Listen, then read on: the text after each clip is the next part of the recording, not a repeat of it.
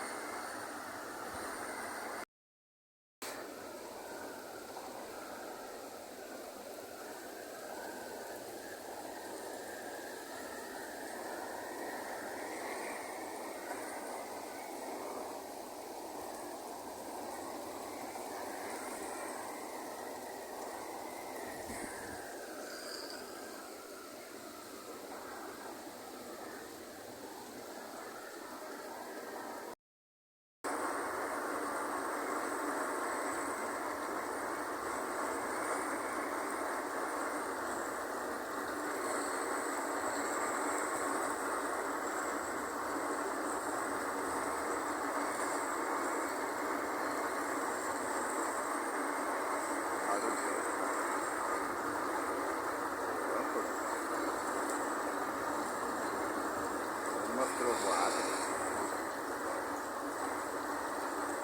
Os passarinhos aí voando.